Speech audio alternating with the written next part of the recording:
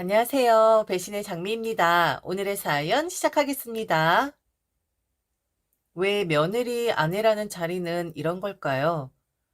직장 내에서 인정받고 있었고 남자 여자 할 것 없이 뒤처지지 않게끔 제 인생을 열심히 산 사람입니다.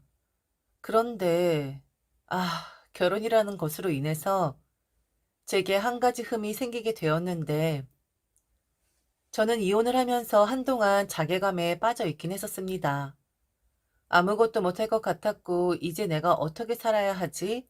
라는 생각까지 했었거든요. 그리고 가장 중요한 것, 부모님께 너무 죄송했었습니다. 커가면서 부모님에게 한 번도 걱정 끼쳐드린 적 없었는데 학교도 직업도 사회생활도 언제나 부모님께 자랑이 되는 그런 딸이었었는데 다 커서 결혼이라는 새로운 인생을 맞이했다가 그게 무참히 깨지게 되는 모습을 보여드리게 되니 너무 죄송하더라고요. 부모님은 괜찮다, 아무것도 아니다 라고 말씀을 해주셨지만 마음 잡는데 좀 오랜 시간이 걸리긴 했습니다. 저는 결혼 5년 만에 남편과 이혼을 했습니다. 처음부터 성격이 잘 맞는 사람들은 아니었어요. 그런데 저는 남편을 사랑했고 그리고 실패를 하면 안 된다는 강박관념에 사로잡혀 있었던 것 같기는 해요. 그래서 억지로 붙잡고 있긴 했던 것 같습니다. 저는 현재 패션 쪽에서 일을 하고 있고 남편은 종합병원 법무부서에서 일하는 사람이었습니다. 만난 건 지인의 소개였었는데 굉장히 잘 어울릴 것 같다고 하면서 만나보기도 전에 호들갑을 떨긴 했었어요. 지인의 말은 맞긴 했었어요. 저희는 제법 어울리는 그런 커플이긴 했었거든요. 하지만 성격이 조금 다르긴 했었는데 결혼 전엔 그런 남편의 성격이 좋아 보이긴 했었어요. 일만 하는 것보단 저는 취미 생활을 갖는 것이 사는데 그리고 일하는데 더 도움이 된다고 생각을 했었거든요. 그리고 제가 남편의 취미 생활을 더 응원해 줬던 이유는 저는 딱히 취미가 없는 사람이에요. 패션 쪽에서 일을 하면서 현장 디스플레이도 함께하는 저는 늘 사람에게 쫓기고 그리고 화려함 속에서 파묻혀 사는 사람이긴 합니다. 그래서인지 가끔은 혼자 아주 조용하게 있는 시간이 많이 필요하더라고요. 제 유일한 취미는 집에서 영화를 보고 음악을 듣는 것입니다. 혼자서 사색에 빠지기도 하고 명상을 즐기기도 하고 암튼 저의 취미는 좀 정적인 반면에 남편의 취미는 매우 동적이었는데 저는 그게 보기 좋았어요. 남편은 낚시를 정말 좋아하고 그리고 골프를 즐깁니다. 저를 만나기 전엔 1년에 몇 번은 꼭 골프를 치러 해외로 나갔었다고 하더라고요. 그런데 저를 만나고 나서 며칠씩 골프 치러 해외로 나가는 것이 부담이 되었는지 이후엔 필드만 나가더라고요. 하지만 낚시는 절대로 포기를 못 하더군요. 저는 낚시라는 것이 그렇게 밤을 새워가며 하는 건지 몰랐어요. 그리고 그 장비들, 그렇게 많은 장비가 필요한 것인지도 몰랐고, 그리고 제 눈엔 똑같아 보이는데, 낚싯대마다 다 쓰임새가 다르다고 하더라고요. 참, 뭐 이건 제가 알 수 없는 낚시의 세계고 그들만이 아는 리그이니 이해를 했었어요. 신혼집 한 방에 가득 낚시 장비가 가득 채워져도 그건 당신 방이다 하고 인정을 해줬어요. 그런데 이 낚시로 인해 처음 우리는 아주 과격한 말다툼을 하게 되죠. 그날도 역시나 지인들과 낚시 일정을 잡은 남편이었습니다. 오랜만에 바다 낚시 가는 거라 하며 아주 기분 좋아라 하더라고요. 콧노래까지 흥얼흥얼거리며 짐을 꾸리는데 제발 아무것도 가지고 오지 말라고 그냥 지인들 다 나눠줘도 되니 우리 집엔 가져오지 말아라고 부탁을 했죠. 그리고 애써 웃었습니다. 결혼 전에 좋은 취미다라고 칭찬하고 응원을 해 주었는데 결혼했다고 해서 왜 자꾸 외박을 하냐, 왜 자꾸 낚시를 가냐라고 잔소리하고 싶지 않았거든요. 갑자기 동전 뒤집듯이 저의 언행을 바꾸고 싶진 않았거든요. 하지만 이건 좀 달랐죠. 이 부분은 이야기가 정말 다른 거였어요. 결혼하고 2년 차가 된 그날, 낚시짐을 꾸리고 차를 타고 신나게 가던 남편의 모습이 생각이 납니다. 그럼 이제 나는 내 시간을 즐겨야겠다 생각을 하고 집으로 돌아가. 평소 좋아하던 음악을 켜놓고 집안일을 좀 하고 있었는데 갑자기 전화벨이 울리는 겁니다. 주말에, 그것도 이 시간에? 순간 저는 매장에 무슨 문제가 생겼나 하고 급하게 전화기로 달려갔죠. 그런데 그건 회사로부터 걸려온 전화가 아니라 바로 엄마였습니다. 아, 저희 집은 친가 쪽이 다들 혈압이 높으신 편이에요. 할아버지 같은 경우엔 뇌출혈을 겪으셨고, 큰 아버지 같은 경우엔 신부전증으로 고생을 하셨죠. 다들 고혈압으로 인해 생길 수 있는 합병증을 앓으셨는데, 항상 저나 엄마는 아빠의 고혈압 증상을 걱정을 했었습니다. 술을 끊으시라고, 담배를 그만 피시라고 해도 참 그게 쉽지가 않은가 보더라고요. 할아버지가, 큰아버지가 그리 힘들어 하던 걸 지켜봤으면서 말이죠. 엄마의 목소리가 다급했습니다. 아빠가 지금 숨을 잘 못 쉬어서 병원으로 가고 있다고, 그러니 저보고 빨리 오라고 하는 거예요. 결과적으로는 고혈압의 증상이었는데 이 일로 아빠는 술도 담배도 끊어버리긴 했어요. 하지만 당시의 일은 매우 복잡했었죠. 저는 바로 남편에게 전화를 걸었습니다. 차를 남편이 가져간 상태이기도 했고 장인 어른이 갑자기 숨을 못 쉬어서 병원에 가신 거잖아요. 그럼 당연히 남편도 와야 하는 거잖아요. 알려야 하는 거잖아요. 그런데 아, 저는 그때 남편에게 실망을 했고 그 일이 도화선이 되어서 저는 지금 현재 이혼녀가 된 겁니다. 남편은 제게 별일 아니라는 듯이 말을 하더라고요. 자기 병원 팀장님도 그랬다면서요. 아, 그거 단순한 고혈압 증상이야. 요즘 술 자주 하셨던 거 아니야? 그러게 장모님한테 장인어른 술 끊으시라고 엄포를 놓으라고 해. 우리 팀장님도 그러셨어. 바로 얼마 전에. 병원은 택시 타고 가고 가서 상황 나한테 알려줘. 나 지금 차 돌리기 아주 애매한 곳이거든. 아니, 아빠가 숨을 못 쉰다고 해서 병원에 갔다고. 당신이 병원 직원이지 의사는 아니잖아? 아니, 그렇다고 쳐도 뭐? 별일 아니라고? 어떻게 그렇게 말을 해? 낚시가 그렇게 중요하니? 아, 내가 다 안다고. 우리 팀장님도 그랬다고. 그리고 나 장모님이랑 통화했어. 나한테도 전화하셨었다고. 내가 구조사랑 직접 통화했는데 별일 아니야. 그러니까 걱정하지 말라고. 나 지금 전화 통화하기 좀 그렇거든? 내가 이따 다시 전화할게. 아, 저게 말이 되나요? 아무리 아무것도 아니라고 해도 그냥 돌아왔어야 한 거 아닐까요? 별일 아니니 괜찮다? 그러니 그냥 나는 갈 길 가겠다. 아빠가 괜찮아서 그리고 한번 그 일을 겪고 나서 생활 습관을 고친 건 너무 잘된 일이었어요. 그런데 그날 남편에게 느낀 제 실망감은 그리고 배신감은 이로 말할 수 없을 정도로 고통 그 자체였습니다. 저 일로 아주 과격하게 싸우게 되죠. 낚시 일정을 꽉꽉 채우고 온 남편은 아무렇지 않게 집으로 돌아왔고 그리고 먼저 제게 말을 걸긴 했습니다. 오는 길에 저희 엄마와 통화를 했다면서요. 그리고 아빠랑도 통화했고 생활 습관을 변화시키기로 마음먹으셨다라는 말도 듣게 되었다면서 너무 잘 되었다는 겁니다. 너무 아무렇지 않게 제게 일상적인 대화를 하고자 하는 모습에 저는 더 화가 났었고요. 그래서 엄마랑 아빠랑 통화했으니까 잘했어 라는 소리를 듣고 싶은 거야? 그런 거야? 어떻게 이럴 수가 있니? 당신 취미 존중하는데 어떻게 이러냐고. 우리 아빠 일이었어. 아무리 별일 아니라고 해도 그래도 왔어야 한 거 아니야? 아, 답답한 소리 한다. 진짜 내가 구조사 분이랑 통화를 했고, 그리고, 아, 장모님이 계셨잖아. 그리고 당신도 있었고, 혹시 택시 타고 가라고 해서 그러는 거야? 그럼 내가 앞으로 이런 일 생길 수도 있으니까, 알았어. 내가 앞으로 차 안 가지고 그냥 차 빌려서 타고 갈게. 아, 진짜 별일도 아니고, 저녁에 내가 장모님한테 전화한 거, 당신도 알고 있었잖아. 나도 나름 신경 쓴 거라고. 그리고 내가 가봐라. 별일 아닌데 괜히 장모님도 그렇고 장인어른도 그렇고 불편해 하신다고. 그러니까 그만 말하자. 나 피곤해.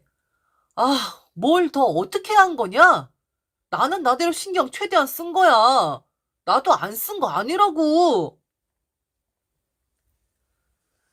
부부가 되면 벽창호랑 말하는 것처럼 변한다고 하더니만 연애 땐 그래도 저 정도는 아니었거든요.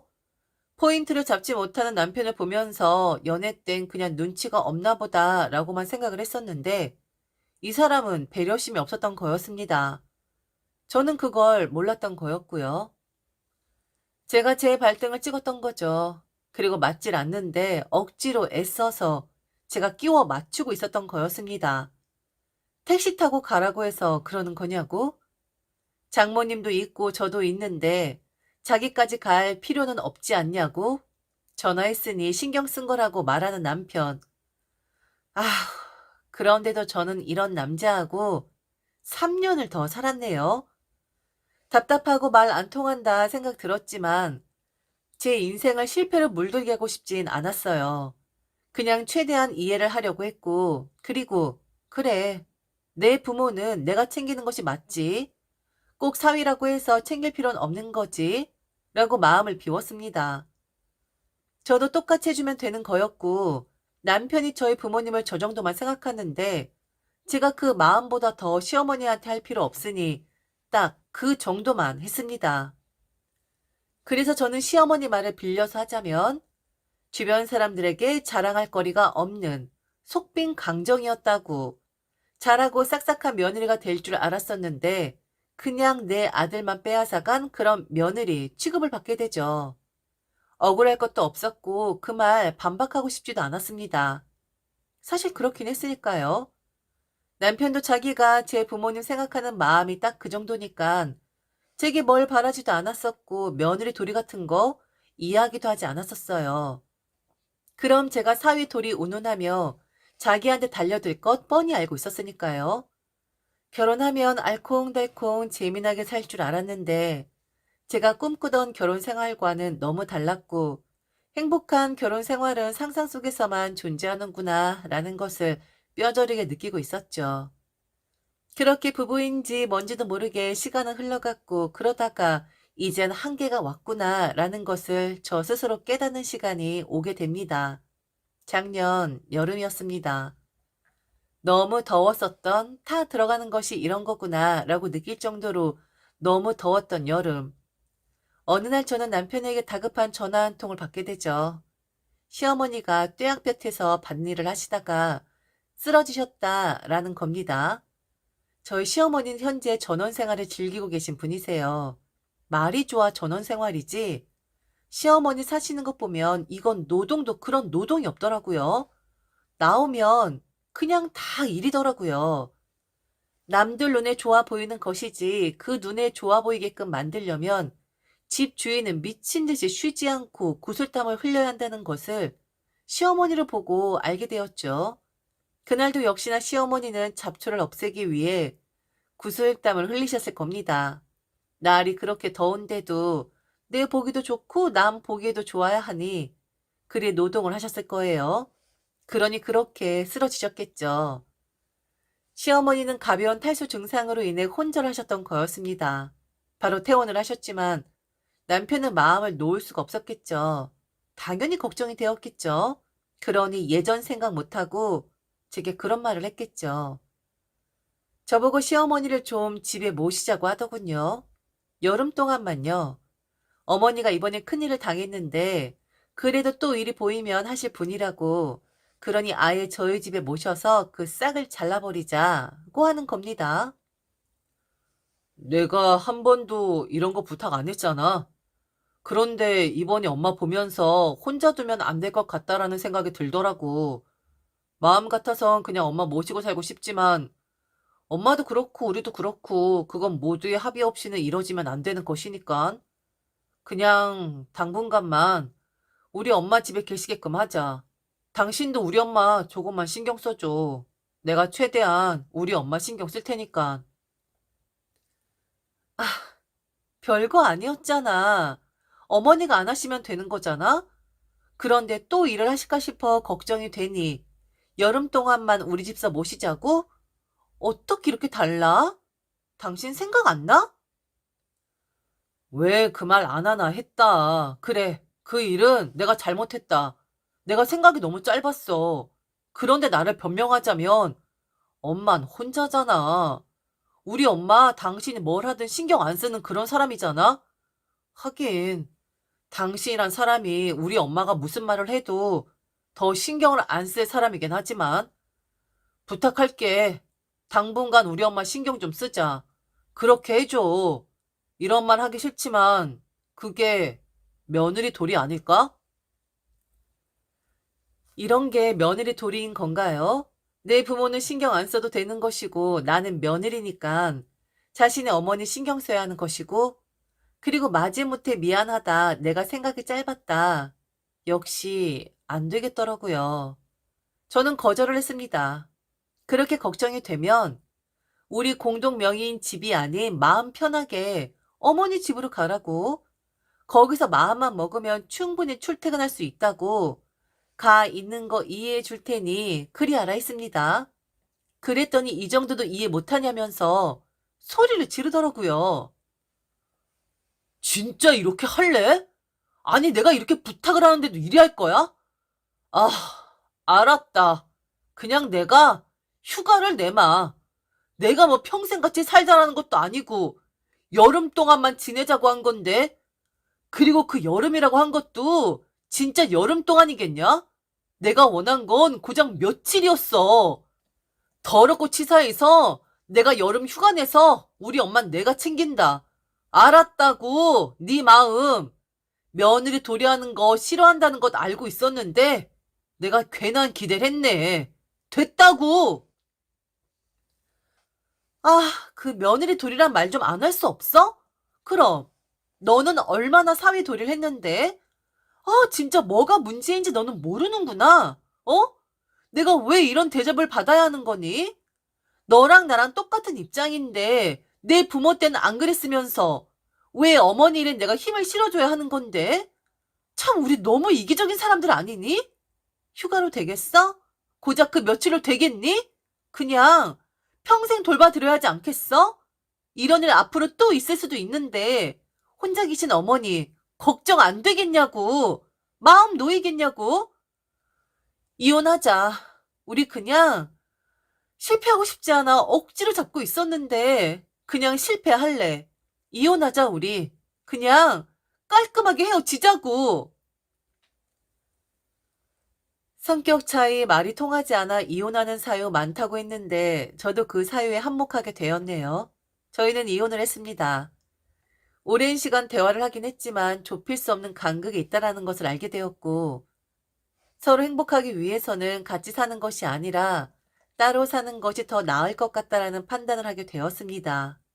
남편과 헤어지는 것은 상관이 없었지만 저는 부모님께 너무 죄송했어요.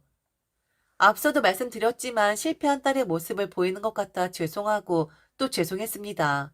그리고 여자, 남자 결혼을 하게 되면 입장 차이가 있다는 것도 알게 되었지만 저는 그걸 받아들이지를 못한 것 같긴 합니다.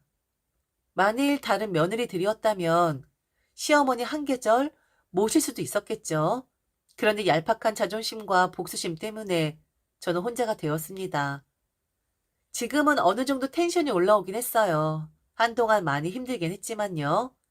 암튼 결혼 생활 잘 하고 계시는 분들께는 응원의 말씀을 드리고 싶고 만일 저처럼 돌아오신 분들이라면 기운 내시라고 응원의 말씀 드리고 싶습니다.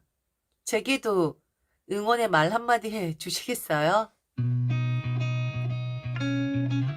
지금까지 들어줘서 진심으로 감사합니다. 이상 대신의 장미였습니다.